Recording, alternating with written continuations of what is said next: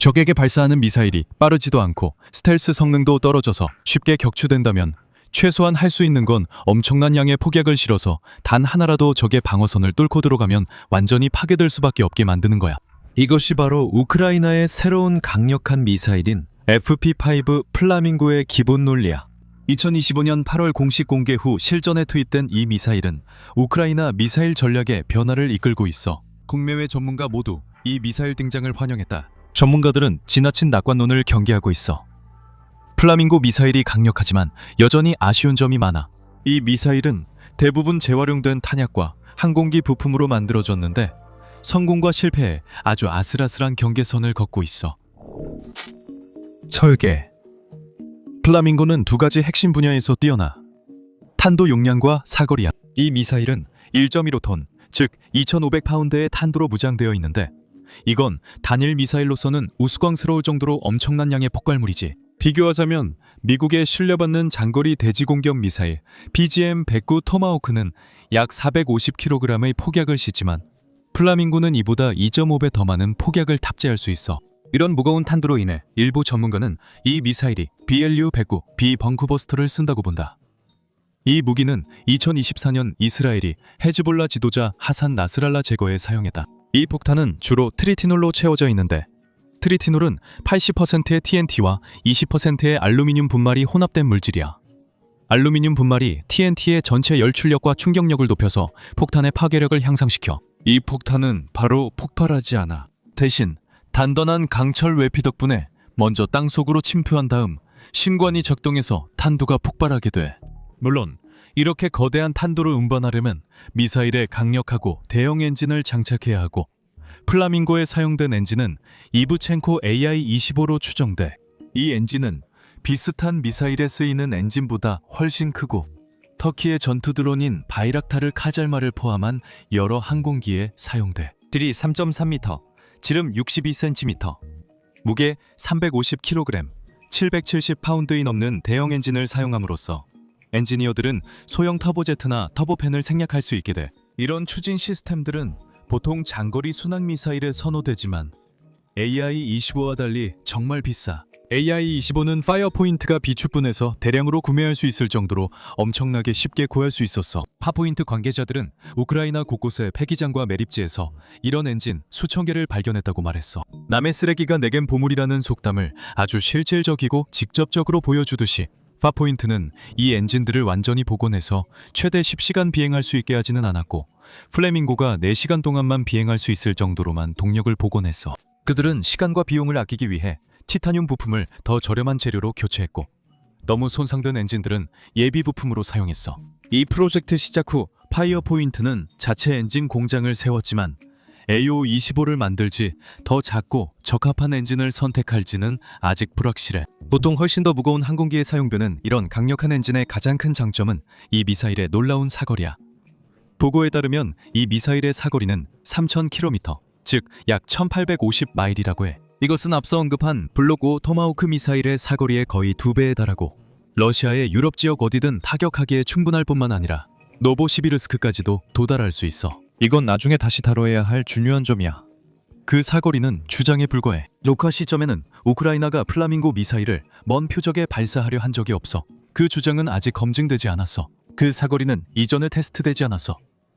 우크라이나는 그 주장을 시험하기에는 단순히 나라가 충분히 크지 않기 때문이야. 3,000km라는 수치는 연료의 양과 엔진의 연료 소모량을 바탕으로 한 계산 결과야. 만약 그 주장이 사실로 드러난다면 FP5는 세계에서 가장 크고 사거리가 긴 지상 발사 순항 미사일 시스템 중 하나가 될 거야.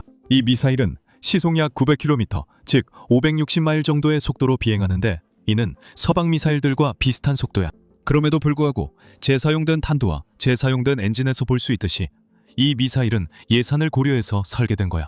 이 점은 유도 시스템과 미사일의 전자장치를 살펴보면 더 분명하게 알 수 있어. 플라밍고 미사일에는 서방 미사일에서 흔히 볼 수 있는 지형 윤곽 일치 시스템이나 디지털 장면 일치 영역 상관 시스템 같은 복잡한 시각 유도 시스템이 없어.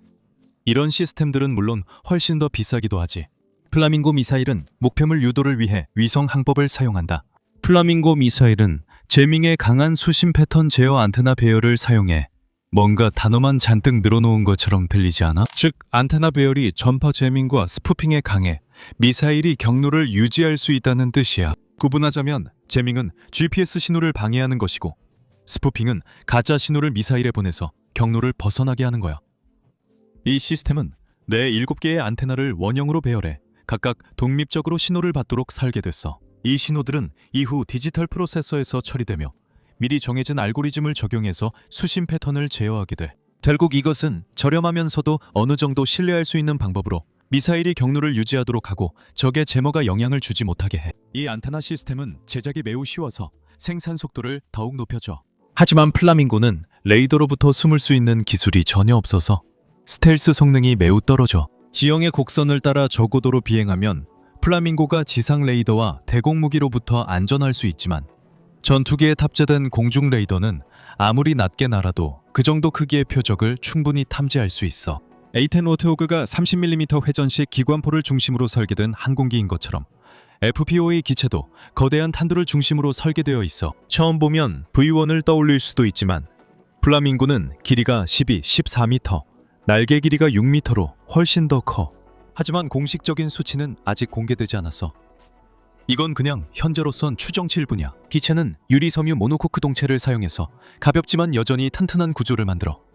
그래서 1.15톤에 달하는 탄도처럼 아주 무거운 하중도 실을 수 있어. 다시 말하지만 그건 정말 무거운 거야. 동체는 외부 립으로 보강되어 있고 유리 섬유는 레이더의 투명할 뿐만 아니라 노즈콘과 꼬리 페어링에 사용된 기밀 소재들 덕분에 이 미사일은 금속으로 만들어진 비슷한 크기의 무기들에 비해 레이더에 잘 잡히지 않아. 개발 및 제조 2022년 2월 러시아의 우크라이나 침공 이후 우크라이나군은 러시아가 추가 행동을 하기 전에 2번 생각하게 만들 공포의 무기가 절실히 필요했어. 그리고 마침내 그들은 FPO로 그 무기를 얻게 되었지. 지금까지 우크라이나는 장거리 미사일 전력을 구축해왔지만 여전히 중미사일 전력은 부족해. 2025년 여름까지 우크라이나는 스톰 섀도우 미사일과 어태킴스 정도만을 중무기로 의존할 수 있었어. 그리고 군 지도부가 이 허점을 메우기로 결정한 것이 분명해. 왜냐하면 이제 우크라이나는 FPO 플라밍고뿐만 아니라 프림2와 코르손 미사일까지 생산하고 있거든. 이들 모두 엄청난 위력을 자랑하지. 우크라이나가 러시아 영토 깊숙이 타격할 수 있는 미사일을 보유하고 있긴 했지만 그 미사일들이 탑재한 탄두는 대체로 10kg에서 100kg 정도로 비교적 작았어. 플라밍고와 비교하면 정말 우스울 정도로 작은 규모지. 게다가 우크라이나의 장거리 무기들, 특히 드론들은 대부분 속도가 느려서 러시아 방공망이 그것들을 격추하기가 더 쉬웠어. 하지만 플라밍고는 파괴력 문제를 해결해주지. 플라밍고는 빠르지 않고 크기가 커서 쉽게 격추될 수 있지만 미사일 한 발이라도 러시아 방공망을 뚫으면 목표물이 완전히 파괴되거나 최소한 심각한 피해를 입을 수 있어.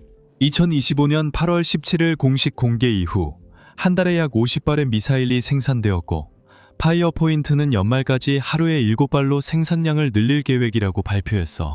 전문가들은 우크라이나가 자금만 확보하면 연간 2,500기 이상의 플라밍고 생산이 가능하다고 보고 있어.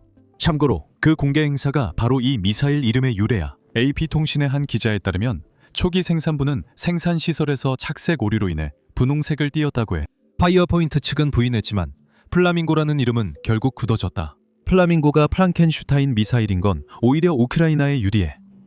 러시아가 무기 제조 시설을 주로 노리니까. 2025년 7월 러시아는 우크라이나의 SAPS와 탄도 미사일 생산에 사용되는 여러 시설을 성공적으로 공격했어. 반면에 플라밍고의 제조사는 생산 공장이 필요한 새로운 부품이 필요하지 않아. 미사일의 대부분은 이미 존재하는 부품들로 만들어지며 비교적 안전한 공장에서 조립할 수 있어. 공장이 파괴된다 해도 플라밍고는 조립이 매우 쉬워서 탄두와 엔진만 안전하게 보관된다면 전체 제조 과정을 옮길 수 있어. 이 일에는 우크라이나뿐 아니라 덴마크도 참여해. 덴마크는 올해 말까지 파이어포인트 자회사가 덴마크에서 고체 연료 생산을 시작한다고 발표했어. 최근 러시아 드론 침입에 피해를 입은 덴마크는 이 공장을 열기 위해 20개의 법과 규정을 일시 중단해야 했어. 파이어포인트는 생산량 확대뿐 아니라 FP5 다양화에도 주력하고 있어. 현재 집속 탄두가 개발 중이며 다른 종류의 탄두도 계획되고 있어. 하지만 여전히 남는 질문은 플라밍고가 실제로 얼마나 좋은지, 그리고 어떻게 활용될 수 있는지야. 운용 역사와 잠재적 활용. 이 영상 녹화 시점 기준 우크라이나의 플라밍고 미사일 사용이 확인된 사례는 한 번뿐이고 효과도 체르노빌 TV쇼 표현대로 별로였어. 끔찍하진 않아. 미사일 3발. 좋은 인용이지. 그다지 좋지도 나쁘지도 않아. 3발의 미사일이 크림반도 북부 방어가 약한 목표에 발사됐으나 현장엔 2발만 도착했어. 플라밍고 미사일이 쉽게 격추될 수 있음이 증명됐지. 실제 도착한 미사일 중 하나는 목표에서 100, 200m 벗어났어. 하지만 두 번째 미사일은 목표에서 14, 15m 떨어진 곳에 낙하했지만 건물에 큰 피해를 주고 6대의 호버크래프트도 손상됐어. 파이어 포인트가 미사일 완성을 위해 해결해야 할 문제가 많다는 걸 보여줘. 플라밍고의 명중 정확도는 14m지만 두 미사일 모두 그 안에 들지 못했어. 하지만 가장 가까이 명중한 미사일은 여전히 충분한 피해를 입혀 성공적인 타격으로 간주될 수 있었어. 이는 대형 탄두가 정확성 부족을 보완할 수 있다는 것을 보여줘. 우크라이나가 조만간 반드시 직면하게 될 또 다른 문제는 러시아의 방공망이야. 예를 들어 브리에프 A-52U는 러시아의 장거리 조기 경보 통제기 중 하나로 범블비 레이더 시스템이 장착되어 있어. 이 시스템은 플라밍고를 최대 200km 거리에서도 탐지해 방공망과 전투기에 요격 시간을 준다. 하지만 이 문제는 미사일의 긴 사거리로 해결할 수 있어. 이 미사일은 장시간 비행이 가능해 목표까지 우회 경로도 설정할 수 있어. 발사 지점에서 목표까지 가장 짧은 비행 경로를 선택하는 대신 운용자들은 러시아 방공망과 센서 감시의 허점을 이용하는 경로를 계획할 수 있어. 이것은 실제로 우크라이나군이 자폭 드론 공세에서 높은 수준의 공격 계획 능력을 보여주며 많은 경험을 쌓은 부분이야. 우크라이나군은 드론 공격을 치밀하게 계획해 러시아에 예상보다 큰 피해를 줄 수 있었어. 독립적인 추정에 따르면 이 드론들이 러시아 석유 시설에 입힌 피해로 인해 2024년 말부터 2025년 초까지 러시아는 7억 달러가 넘는 손실을 입었어. 설상가상으로 FPO 플라밍고는 그 공격에 사용된 드론들이 마치 폭죽처럼 보이게 만들어 이 점을 감안하면 우크라이나가 무턱대고 플라밍고를 러시아에 쏘아보내지는 않을 거고 대신 그 효과를 극대화하기 위해 비행 경로를 신중하게 계획할 게 거의 확실해. 의심스러운 명중률과 마찬가지로 생존성이 부족한 점도 엄청난 폭발력으로 보완되고 있어. 우크라이나는 이 미사일로 복합 타격을 계획 중이야. 여러 발이 발사되며 다른 무기와 함께 사용될 예정이다. 우크라이나 지도부는 러시아가 많은 미사일을 요격할 것으로 예상한다. 하지만 한 발만 목표에 도달해도 탄도의 파괴력으로 목표물이 파괴될 확률이 매우 높아. 플라밍고 미사일의 주요 단점은 서방 미사일보다 발사 준비에 최소 20분이 걸린다는 거야. 미사일은 지상에 있을 때 취약하므로 최대한 빨리 공중에 띄우는 것이 좋다. 플라밍고 미사일은 무엇보다도 신속 발사에는 터무니없이 클 뿐만 아니라 완전히 새로운 미사일이기 때문에 이를 운영하는 부대들도 사용하면서 배워가고 있는 상황이야. 소낭 미사일 발사 시간은 점차 개선될 전망이야. 하지만 플라밍고 미사일의 또 다른 문제는 가격이야. 최근에 공개된 샤헤드 드론에 관한 영상에서 설명했듯이 아직 보지 않았다면 한번 확인해봐도 좋아. 군사적인 관점에서 샤헤드 드론의 가장 큰 장점은 이를 격추하는 데 사용되는 대응책이 드론 자체보다 더 비싸다는 거야. 이 말은 곧 러시아가 드론을 발사할 때마다 비용 면에서 소규모 승리를 거둔다는 뜻이지. 하지만 플라밍고 미사일은 다르다. 한 기당 가격이 50만, 100만 달러로 추정된다. 즉 우크라이나가 생산 비용을 외국 자금에 의존해야 한다는 의미야. 그리고 실제적으로는 만약 가정적으로 5발의 플라밍고 중 4발이 목표 지점까지 도달한다면 우크라이나는 사실상 4개의 미끼에 400만 달러를 쓰는 셈이야. 하지만 만약 그 한 발의 플라밍고가 미사일 저장고 같은 중요한 적의 시설을 파괴한다면 누적된 500만 달러의 비용이 그만한 가치가 있을 수도 있어. 러시아는 플라밍고 같은 미사일을 막기 위한 다양한 대응책을 갖추고 있어. 여기에는 미그 31B 전투기가 포함돼. 이 전투기는 알려진 전투기 가운데 가장 빠른 기종으로 상향 하향 교전 및 저공 순항 미사일 요격에 특화되어 있어. 이 전투기 4대로 구성된 편대는 러시아 영공에서 600km에 걸친 전선을 감시할 수 있고 침투를 시도하는 플라밍고를 손쉽게 격추할 수 있어. 그리고 파괴력에 대해 말하자면 탄두 때문에 플라밍고의 날개에 상당한 압력이 가해져.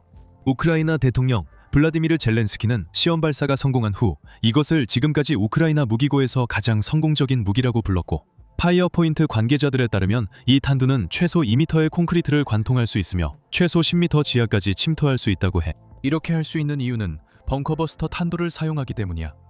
이름에서 알 수 있듯이 이 탄두는 강화 표적이나 벙커를 관통하도록 설계된 거지. 그럴듯하지? 플라밍고 탄두는 현대 벙커버스터 탄두 중 약한 편이야. 2m 콘크리트만 관통할 수 있어서 그래. 비교하자면 미국의 BLU-127 예명 대형 관통 폭탄은 18m의 철근 콘크리트를 뚫을 수 있어. 세상에, 그건 지하에 있는 건물 6층 정도를 뚫고 들어가는 거잖아. 현대 벙커버스터는 엔진이 제공하는 추가 속도 덕분에 더 강한 관통력을 낼 수 있어. 이 점을 보면 플라밍고는 두 가지 용도로 쓰일 가능성이 크다. 플라밍고의 본래 목적은 물론 벙커, 사일로, 저장고와 같은 방호력이 높고 견고하게 요새화된 구조물을 파괴하는 거야. 또 다른 목적은 대형 단지, 공장 등 요새화되지 않았지만 파괴에 큰 폭발이 필요한 대규모 시설을 파괴하는 것이다. 이 목표물들은 우크라이나가 가진 가장 장거리 무기로 겨냥할 만큼 충분히 멀리 있을 수도 있다. 발레리 로마넨코, 우크라이나 국립항공박물관의 선임 항공 전문가이자 연구원은 플라밍고가 폭발하면 어떤 생산 공장이든 파괴할 것이라고 말했어. 그 시설은 완전히 파괴되어 20m 크기의 분화구만 남기 때문에 재건이 불가능할 거야. 그는 플라밍고의 주요 목표가 러시아의 정유 공장이 될 것이라고 생각해. 러시아에서 각각 세 번째와 네 번째로 큰 랴진과 코스토보 정유 공장은 플라밍고의 사정거리 안에 충분히 들어와 있어. 러시아 10대 정유 공장 중 7곳, 이 플라밍고가 주장하는 3,000km 사정거리 내에 있어. 이제 우리는 플라밍고가 노보시비르스크까지 도달할 수 있다는 주장에 대해 앞서 말했던 내용으로 돌아가야 해. 모든 언론이 플라밍고의 사정거리 능력의 기준점으로 노보시비르스크를 사용한 것이 흥미로워. 왜냐하면 노보시비르스크는 우연히도 비아스크 근처에 있는데 그곳이 바로 비아스크 알리움 공장이 있는 곳이거든. 비아스크 알리움 공장은 러시아에서 군사용 폭약과 포탄을 가장 많이 생산하는 곳이야. 러시아는 매달 약 12만 발의 포탄을 자국 군대에 공급하고 있어. 보통 이 포탄들은 리즈니 노브고로드에서 생산되는데 이곳은 우크라이나 국경에서 도로로 약 1300km 떨어져 있어. 즉, 이 수송품들은 우크라이나 무기체계의 사정거리 안에 있다는 뜻이지. 이로 인해 모스크바는 생산이 더 안전하다고 판단해 비이스크 올리움 공장으로 이전하기로 했어. 바로 플라밍고야. 이 미사일은 이론적으로 한 번의 타격으로 공장 전체를 파괴할 수 있을 만큼 거대하고 사거리가 3000km에 달해. 비에스크는 플라밍고 미사일 사거리에서 수백 킬로미터 벗어나지만 우크라이나군과 러시아군 모두 플라밍고가 이 공장에 큰 위협인 걸 알고 있어. 우크라이나군이 돌파해 내륙에서 발사하면 어떻게 될까? 플라밍고 미사일을 기차 수송대에 쏜다면 이것이 바로 러시아 군수 담당자들이 지금 이 순간 스스로에게 묻고 있는 질문들이야. 지난 1년 동안 보급로, 저장고, 생산 공장 파괴로 크게 특징 지어진 이 전쟁에서 결국 이것이 우크라이나의 가장 큰 목표 중 하나였으니까 우크라이나는 과거의 DU-143 등 구소련제 드론과 A-22 폭스베트 같은 개조 항공기로 러시아 영공 1000km 이상 깊숙이 침투한 적이 있었다. 플라밍고는 잠재적으로 그보다 3배 더 깊이 침투할 수 있어. 이는 러시아가 전쟁이 시작된 이후로 의존해온 영토 중심의 이점을 잃을 수 있다는 뜻이야. 비스크 올레움 공장만 위험에 처한 무기 제조 공장은 아니야. 러시아가 이란에서 도입한 샤헤드 드론은 얄라부르가와 이셰브 공장에서 생산되고 있는데 이 두 공장 모두 FPO의 사정거리 안에 있어. 보트킨스크에 있는 오로싱크 미사일 공장도 마찬가지야. 실제로 러시아 방위 산업의 90%가 플라밍고의 사정거리 안에 있고 로마넨코에 따르면 이것이 우크라이나에 유리한 전략적 불균형을 만들어낼 거라고 해. 그의 말을 인용하자면 러시아의 공격이 닿지 않는 우크라이나의 후방 지역은 유럽이 보호하고 있지만 우크라이나는 러시아 영토 내에 사실상 모든 방위 산업 시설을 파괴할 수 있는 능력을 갖추게 된다는 거야. 이것은 힘의 균형의 근본적인 변화를 의미해. 그럼에도 불구하고 전문가들은 아직 해결해야 할 많은 과제가 남아있기 때문에 맹목적이고 지나친 낙관론을 경계하라고 경고하고 있어. 플라밍고는 여전히 매우 취약해. 탐지도 쉽고 대부분의 러시아 방공 체계로도 격추할 수 있을 만큼 느려. 우크라이나 항공 전문가들은 러시아 시스템이 대부분의 미사일을 요격하겠지만 완벽한 방어는 불가능해 한 발만 뚫려도 큰 문제가 될 수 있다고 말한다. 50발 중 5발만 목표에 도달해도 러시아 정유소나 무기공장 등 대형 기업 3곳을 파괴하기에 충분해. 플라밍고의 성공 열쇠는 다양한 무기들의 연합 공격과 다른 드론 및 미사일들을 미끼로 대량 투입하는 데 달려 있어. 그러나 우크라이나군이 이 무기를 얼마나 잘 활용할지는 시간이 말해줄 거야. 시청해주셔서 감사합니다.